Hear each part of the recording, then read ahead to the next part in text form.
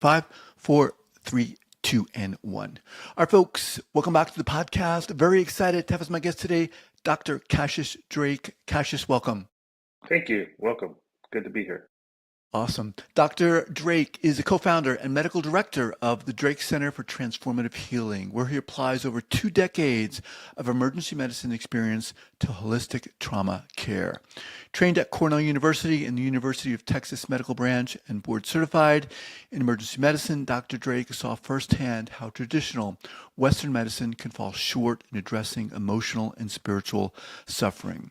He integrates his clinical expertise with mind, body, spirit practices to support healing beyond physical symptoms, guiding patients through nervous system regulation, trauma recovery, and comprehensive wellness within a medically supervised, compassionate environment.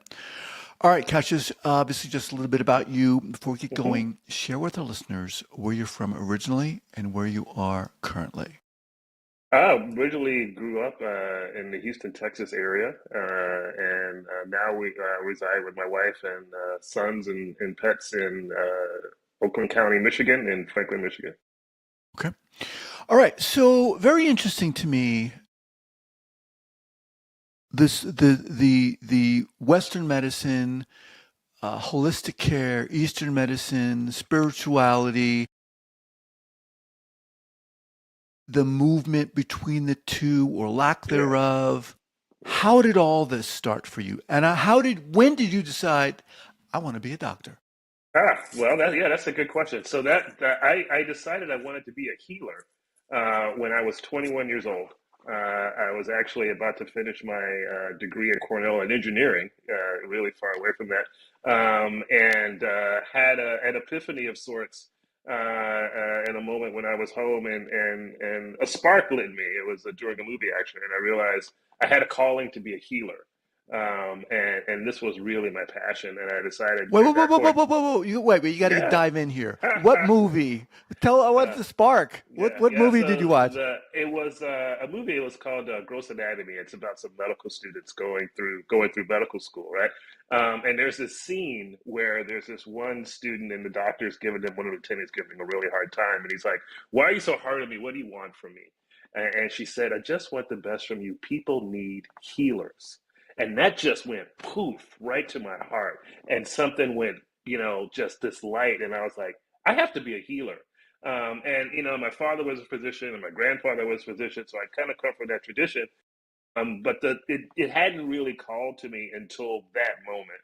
And then I decided, okay, I'm going to go pursue going to medical school, and that took me a couple of years to go to medical school, and I did that, very long pathway of medical school and residency, and found myself as an emergency room physician. And then I spent 20 years as a ER doctor, saving lives, treating bodies, helping people to survive terrible physical issues, and yet always feeling like there was something that was falling quite short. There were some people that just sort of fell through the cracks, that we weren't really helping. People who had chronic diseases that were constantly being told nothing's wrong with you, all your tests are normal, right? Which was true. And yet, this patient saying, "But I have this pain, I have this headache, I have this abdominal pain, I have whatever this thing that can't go away." And what was clicking for me was there's this emotional component that just wasn't being addressed. And I began talking to people. Well, what's bothering you? What's going on with your life? And that led me on a journey of beginning to connect the fact that it's not enough to just treat the physical body. You have to treat the whole person. You have to treat their emotional self. You have to treat their spiritual self. And I went on my own journey of spiritual awakening and healing of my own. That sort of, for me, happened through stress and burnout of that really intense work. Okay, All and right, I'm, hey, I'm I gotta pause you right, because you're saying yeah, all this great stuff. I want yeah, to I yeah. want to get to. First of all, you grow up. Your father's a physician. Did you say your Mhm. grandfather as well, or Yeah, your mother? my Okay, grandfather. Yeah. so but that experience, with that experience, or during that time, were you ever like, I want to become a physician? No, I mean I went to college to be an engineer. Yeah, it hadn't called to me at that point. But when you see this movie, when you have that epiphany, as you said, it Mhm. was I want to be a healer. Yeah. It wasn't I want to be a doctor. No, because I want to be a healer. That's what What appealed to what me. That's what what was it? called it. What were you hearing, or why healer? There's something about that word that's more than just treating a disease. To really heal someone is to return them to a place, ideally better than they were when they first came to you, to a place of wholeness. Not just getting over their pneumonia, not just surviving their heart attack, not just surviving their appendicitis, but to really heal at depth. And that led me, through my own journey of personal healing, and spiritual growth that I did on my own. That was catalyzed about midway through my career, is where that really started to All right, I want to get to that. increase. But before we do, you did 20 years as a emergency physician, Yeah. which is a hell of a long time. Longer I than mean, a most. crazy Yeah. long time, an Yeah. amazing Yeah. long time. Yeah. Yeah. And to what degree during that time were you getting that itch, or was it always there? And hold on. There's another part to this. What if you're experiencing that? I would imagine there's some kind of tension between being a Western allopathic physician and jumping ship, as it were, to the holistic. Oh, yeah. Oh, it was lots of tension in that, and some of I would often get called to the principal's office for things like spending too much time with the patients.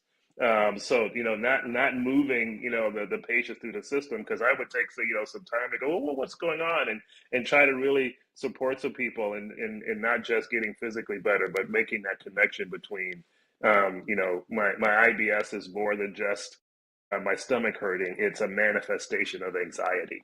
That this migraine is more than just pain in your head. It's a manifestation of frustration. But then it's not enough to just tell people that.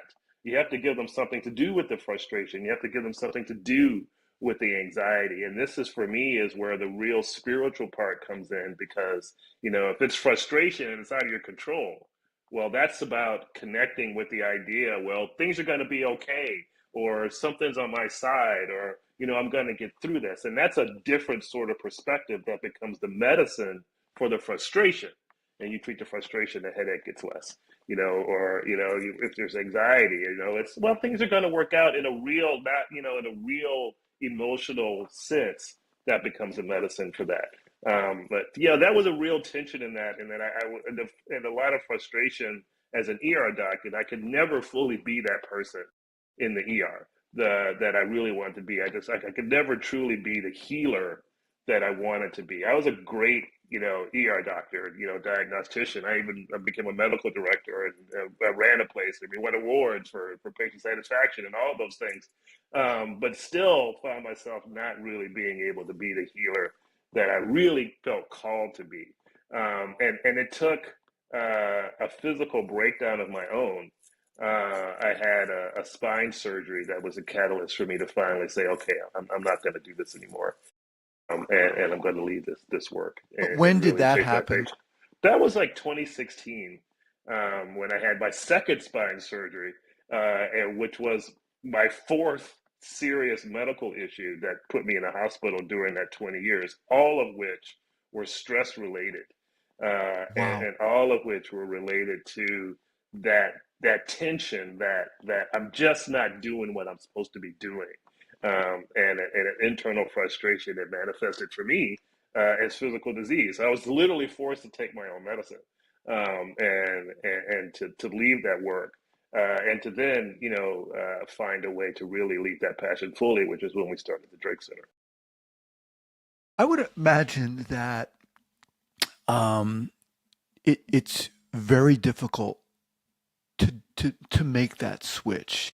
I mean, having gone through medical school, student loans, bills, all Hmm. that time, 20 Yeah, years in, you're yeah. getting all these awards. Hmm. It's one thing to feel there's something else or there's something more. And I would imagine again that it's another thing to say, to kind of step outside of that. Did you have a family at this time I and did. everything? Married, had kids, young kids, and a mortgage, and everything that you would think that would happen at that time in my life. And it was a huge leap of faith.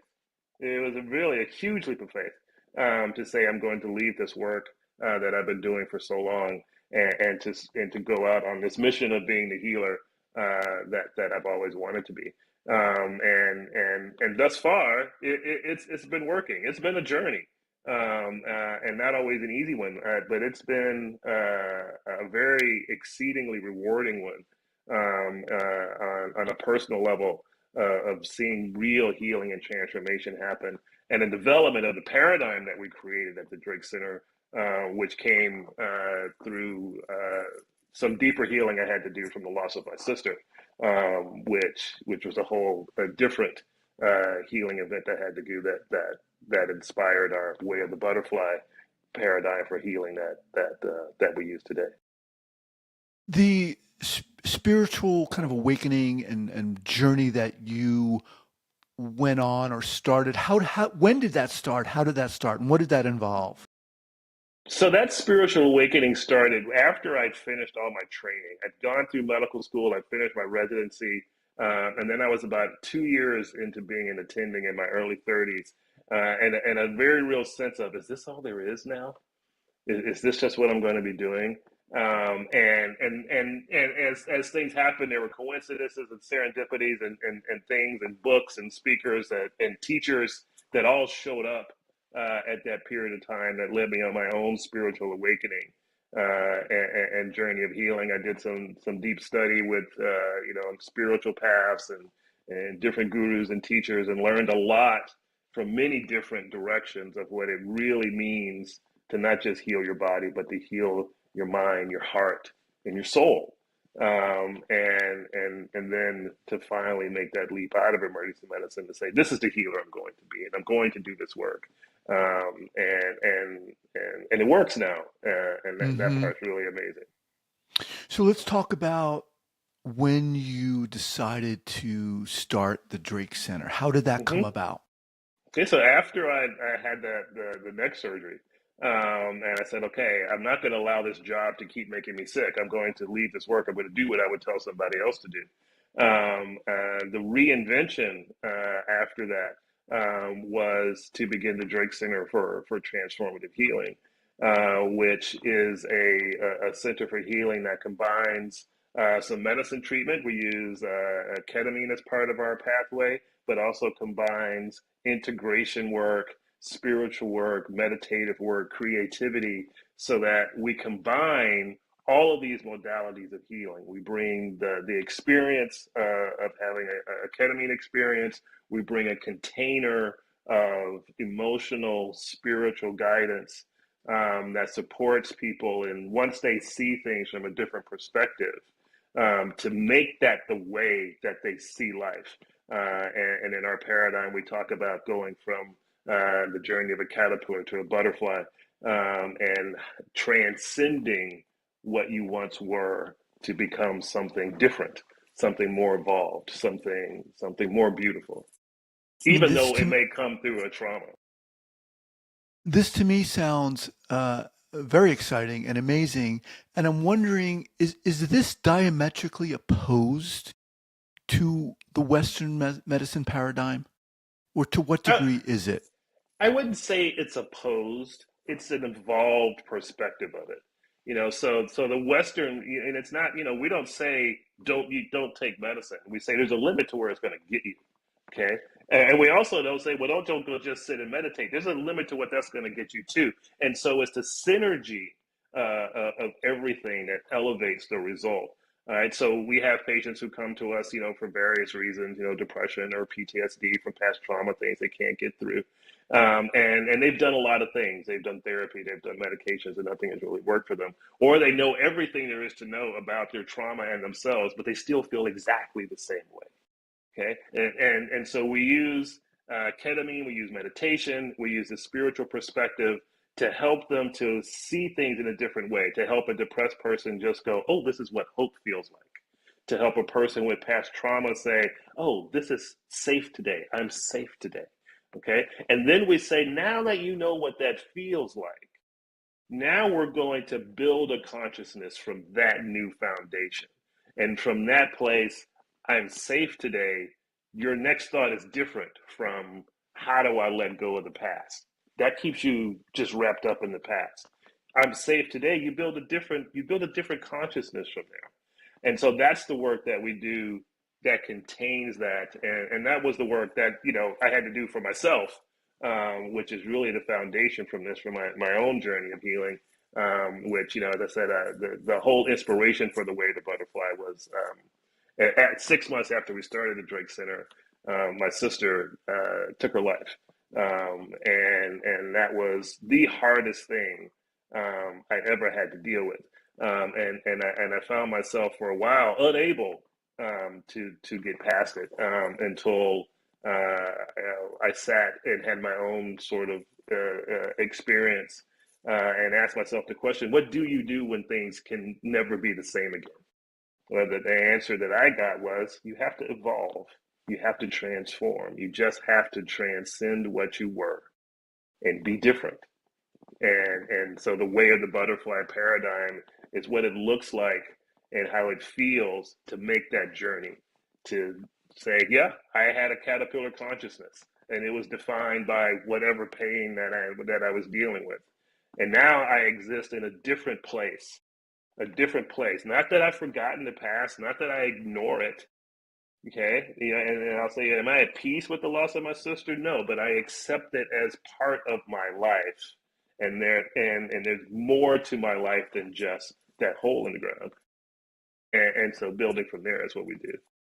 It's so amazing, Cassius, you started out earlier on saying, you watched that movie and it was you Hmm. wanted to be a healer. I Yeah. mean, it's like you didn't know what that meant really, but No. it was in your friggin' gut that Yeah. that's how Hmm. friggin' inspiring is that? Yeah. It was there. It was just a fire, just be a healer. It took me 30 years to become the healer I wanted to be when I was inspired to be a healer at 21. I feel like I'm finally that now. I'm 56 now.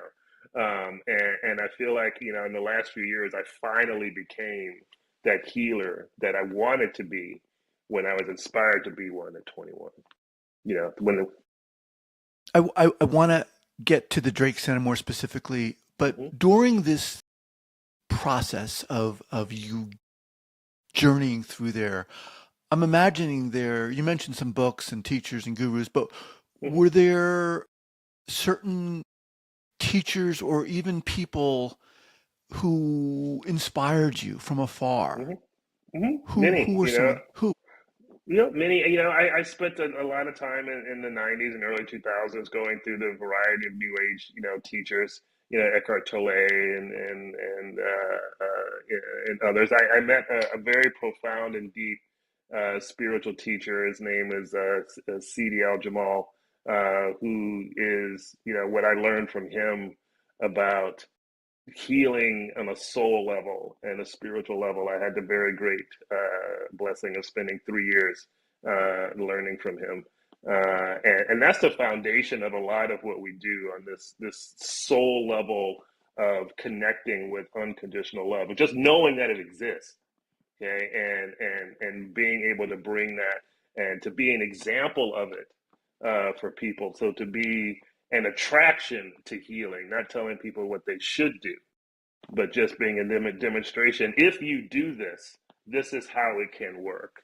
And let me tell you my story with it. Okay, and many of the things that I've gone through in my life have just given me the thing that I needed to say to someone in the moment that became the thing that they needed to hear. Because I'd gone through it myself. And so my journey of healing has really been to be an example of what it looks like to heal. I had a lot. I had a lot in my bucket, and it was fuel for this transformation. So many teachers, many lessons, many wounds of my own that required healing.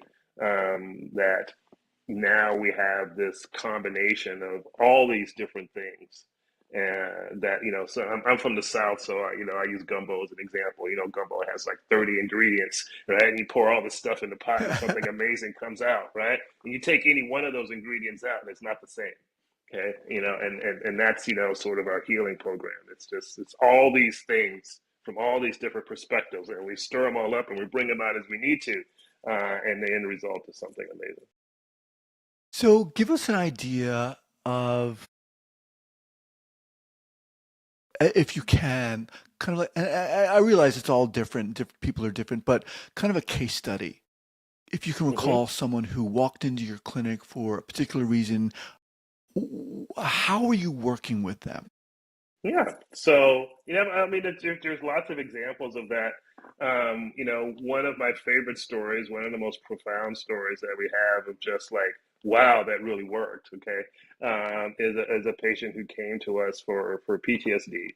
And she had witnessed a very traumatic event of a loved one losing his life, and that she had witnessed that and had not been able to get past it. And so she came to us to do our program to get through that. And the way that we do that is we begin, we sit with them initially, and we just get their story. We understand what they're coming from, and to gather what we call their caterpillar consciousness, which is hers defined by, I can't, this happened to me, and I can't believe this happened, and I can't let it go, and how can I ever be different? Right? And then we talk about, well, okay, well, now that we know where you're coming from, we talk about, if this works, what is that going to look like for you? Okay, and most people have never even thought about that. All they've thought about is just managing the symptoms, and the idea that you could just be healed and be different is not even something they even consider. Okay, and so we start to say, well, what would that look like? And we start to put a little framework around what we call, their butterfly consciousness, and initial idea around that. And then they have a treatment, and that can be a ketamine treatment. It can be a meditative, mindful experience. It could be a creative experience, but they have ideally a mystical connection with a different perspective. And in this one case I'm talking about, she had a ketamine treatment, and within that experience, she felt a washing of the scene. Okay, that was stuck in her mind, and that scene was finally gone. Okay, and so she came out of that and went with a real being out of that persistent state of fight or flight she'd been in for years, and finally had the space to actually open her eyes and go, that's not happening right now. Okay. Right. And so then, now that we have that space, now we have to put something new in there. Okay. And so in our integration process, we talk about, now that you have this space, because, it's none of these things, just instantly do it. You have to make it the way that you see life. And then so we talk about, now that you have this new opening, what does that mean tomorrow? Okay. What does that mean today? What does that mean the next time, you open a door, and you think you're gonna see what you saw before? Okay. And we Mm. talk about how to very practically stay in that space, using creativity, using virtual reality, using mindful techniques of how to really anchor that new view. And this was so profound for her in the story that I'm telling you. All right, so she had such a depth of transformation, that she left and she went on a camping trip, with her boyfriend, and she was, sort of the later in life, and didn't worry about things like, becoming pregnant and things like that. And so she went on a camping trip with her boyfriend, and she came back with child. And so, after from being told, don't even worry about this, don't even worry about protection, is not an issue for you. Okay, her body changed in such a way. Okay, and not being in that state of constant stress all the time and emotional dis-ease, her body relaxed, her hormonal milieu changed. Okay, and out of that came a whole new life. Okay, right, and so, she had, had some imagery from that she painted out, and now she has this beautiful child, and a lovely husband. and a brand new life, a I butterfly mean, that's like the consciousness. caterpillar to You the know, butterfly, literally, yeah, yeah, caterpillar to the yeah. butterfly. Right, Wow. and that's just one story. I mean, I could talk an hour on all the different stories that we have like that. That's one of my favorites. Just kind of briefly here, ketamine Hmm. for our audience. Why ketamine? What Hmm. does it do? Yeah. Yep, ketamine is a catalyst. Okay, so psychedelics have a way, and ketamine is a psychedelic. It's a synthetic derivative of PCP, and it's been used broadly for many reasons, and a lot of people use it as a treatment for depression, as a solo treatment for depression, just because it makes you feel better. But then it wears off, and you need another one. But also, when used as part of an overall paradigm and with intention, okay, it can be a very powerful catalyst to spark that new view, to shift your perspective in a way that talk therapy can't. What I tell people that it often does is, people often use psilocybin as sort of a gold standard for psychedelics and have this idea that you got to go in and fight your demons, and that's what it's about. And what I tell people is, if you could fight and defeat your demons, how would you feel?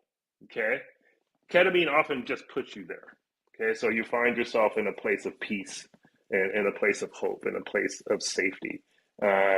Sometimes there's a real emotional release, and then you just find yourself in a fundamentally different emotional place, and often with an insight that can become the foundation for that butterfly consciousness. Full disclosure, I had my own, before we started this work. And my insight I got was that because my question I took into it was, is this the right thing for me to do? Because I'd been struggling with it for years, and every time I tried to do this work, it never really worked. And so I said, hey, is this the right thing for me to do now? This is the question that took What, me into my starting the Drake experience, Center? starting the Drake Center and doing Okay. this work, right? Yeah, and the answer I got was a very profound, amongst other things, of just do the work and everything will be provided. And so that's become my mantra. That's been my mantra now for 6 years that we've been doing this work. And I don't go back and go back and have another psychedelic experience. I live from what I got. And this is what we teach people. You need, sometimes you need a catalyst. Okay. And that's what the ketamine provides. But it's not the foundation of the healing. It just opens a door or a window. And then you have to decide if you're going to have faith in that view or not. Okay. And so, our journey, our personal journey with it has been having faith in that view. Do the work and everything will be provided. And as long as we hold on to that, the Drake Center keeps going and growing and evolving, and it changes, and it's not a steady slope up. It goes up and down, and there's been a whole lot of healing and stuff that we've had to do in it. But as long as we hold on to that idea that I got, that foundational belief, just do the work and everything provided, everything continues to be provided. And when we lose track of that, it goes off track. And then we get back on track, and it keeps working. So that's what we teach people. That's how we use it. Not as a panacea, do this ketamine, it's going to fix your depression. No, it's going to give you a different view on life. And then you're going to have to grow into that view on life. And that takes time and it takes practice. We use the example of, you have a plant, you just have to water and nurture it and let it grow. And you can't rush it. It just has to grow. And that just takes time. And storms will come and challenge it. And it gets the opportunity to become stronger. And you have the opportunity to grow your faith and trust in it. So that's how we use it. It's just sort of opening the door. I'm really curious here. If you look back to yourself as a physician prior to this Mhm. and look at yourself now, how are you different? Oh my gosh, I'm so different. Oh, so different. I don't even know where to start with answering that question. I mean, I could never go back and be an ER doctor again. I look at, I'm glad I did that work for the time. That was like my caterpillar consciousness as a healer. Okay. And it was very heady and it was very scientific. Honestly, it was even a little righteous. And I had to go through my own sort of growth and maturity as a human being, learn some humility on what I can and can't do. And that was an interesting journey.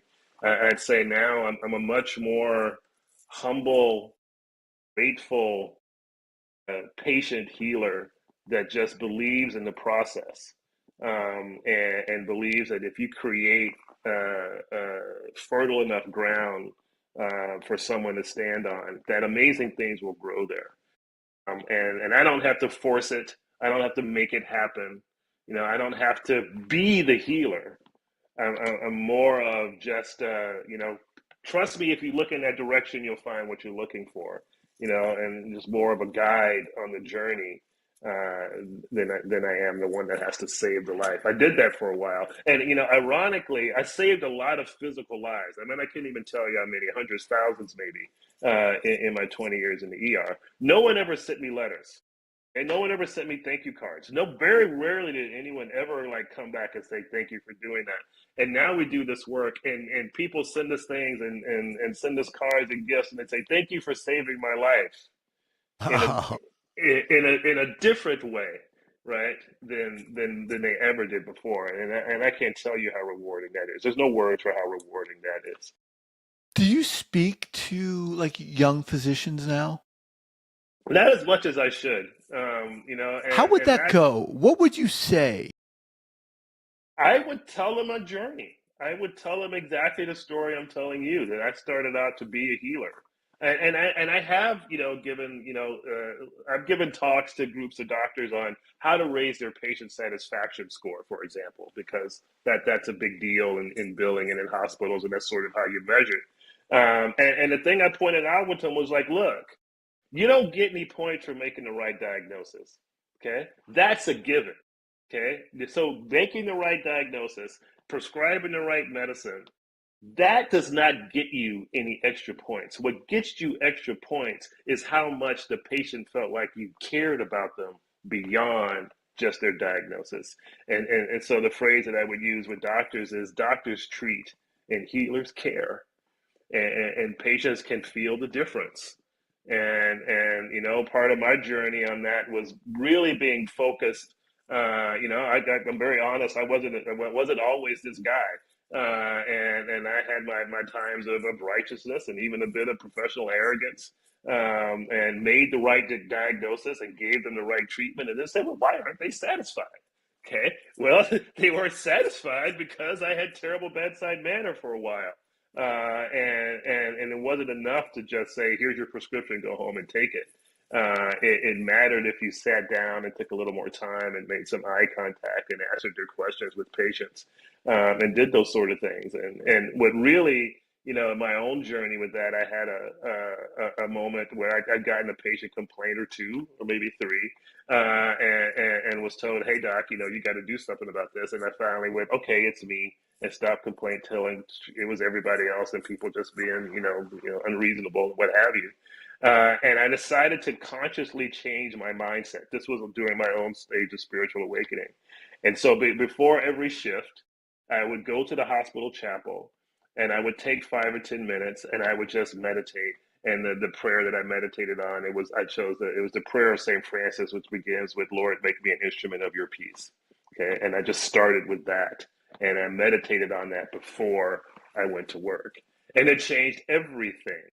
It changed everything. It didn't change my diagnostic skills, but 6 months after that, my own personal patient satisfaction scores had gone up so high, and I had made such a change that I got promoted to medical director, and Wow. I ended up running the place for 7 years, and then the whole ER won an award for scoring in the highest percentile in the country on patient Wow. satisfaction. And it just all began with that moment of me changing myself first. Okay. I'm Wow. just going to change myself first, and I'm just going to set an intention to really be a healing presence beyond just a good diagnostician. Jeez. Okay. And that was transformative. That transformed my practice, and ironically made me less happy in the work because I just wanted to be that healer guy all the time. And I really my tolerance of all the other stuff that you had to deal with just kind of and until I finally left that work. But that's how I talk to doctors about that, about what it takes to really make that change. That is incredible. All right, as we wind down here, Cassius, how do people learn more about you and the Drake Center? First of all, Yeah. before So you answer that, who comes to the Drake Center? various people who are seeking healing from depression, anxiety, PTSD, people who find themselves stuck in life, in a transition in life, be it a midlife crisis, a relationship has ended, you're in a career change. We work with people who perhaps have explored other types of experiences or psychedelic experiences and don't know what to do with that. And maybe they had a powerful experience, but they need to integrate that into their lives in a deeper way. We do that work with that wide variety of people. And if they want to find us, our website is thedrakecenter.net. And they can find our website there. We're also on Instagram, the Drake Center. We're on Facebook, the Drake Center for Transformative Healing. TikTok, the Drake Center, Michigan. My book, The Way to Butterfly, is available on Amazon, which talks about my journey with the healing from my sister and how we came up with that paradigm. Here at the show notes page at the Mm-hmm. traumatherapistpodcast.com. Cassius, you're incredibly inspiring. Thank you. It's yeah, I mean it's really amazing, and it's you are why I love to do this podcast, to get to talk to someone like you. I mean, it's incredibly inspiring, and you're amazing. Love to Thank have you. you back at a later date. Yeah, appreciate you. I'd love to be back. Thanks for All having me, right, giving me the opportunity to share. take Appreciate you. care. Right. Bye.